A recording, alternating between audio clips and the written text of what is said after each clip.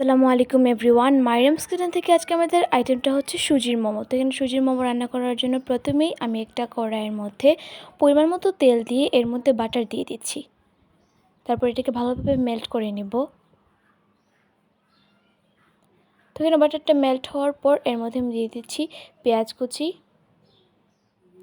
কুচি করা আদা, তারপর এর মধ্যে দিয়ে দিচ্ছি আমি কাঁচামরিচ কুচি, তারপর দিয়ে দিচ্ছি মিহি করে কেটে রাখা গাজর ও আলু, তারপর এর মধ্যে আমি দিয়ে দিলাম মাংসর কিমা ও পরিমাণ মতো লবণ। সব কিছু দেওয়ার পর এটাকে আমি ভালোভাবে মিক্স করে নিব। তো এটাকে এখানে আমি ভালোভাবে মিক্স করার পর এর মধ্যে দিয়ে দিব আমি অল্প পরিমাণে সয়া সস ও টমেটো সস। তারপরে আমি আবার সব কিছু ভালোভাবে মিক্স করার পর এর মধ্যে দিয়ে দিব আমি ধনেপাতা কুচি এবং 5 মিনিটের জন্য আমি দমে রেখে দেব। তারপর এটাকে আমি একটা বাটিতে তুলে নিচ্ছি। তারপর অন্যদিকে একটা কড়াইয়ের মধ্যে পরিমাণ মতো পানি দিয়ে আমি সুজিটাকে ডো বানিয়ে নিব আস্তে আস্তে।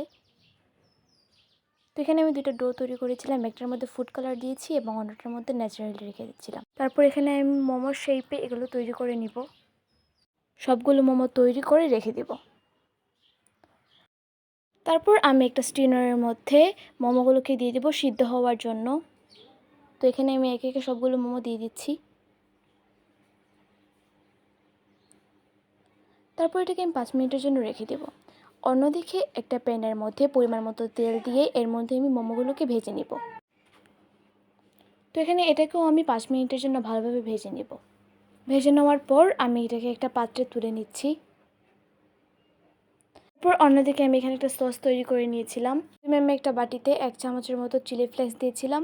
তারপর এর মধ্যে দিয়েছি 1 চামচের মতো সাদা তিল ও 1 চামচের মতো মরিচের গুঁড়ো। তারপর এর মধ্যে আমি গরম তেল দিচ্ছি। এখানে আমি 4 চামচের মতো গরম তেল দিয়েছিলাম। তারপর এটাকে আমি ভালোভাবে মিক্স করে নেব। তো এটাকে এখানে ভালোভাবে মিক্স করার পর আমি 1 মিনিটের জন্য রেখে দিব। 1 মিনিট পর এইটাকে আমি একটা ছাঁকনির সাহায্যে ছেঁকে নিব এবং এর মধ্যে আমি দিয়ে দিব লেবুর রস ও পরিমাণ মতো সয়া সস। তারপর দিয়ে দিচ্ছি আমি 1 চামচের মতো সাদা তিল এবং সব কিছুকে আমি আবারও ভালোভাবে মিক্স করে নিচ্ছি।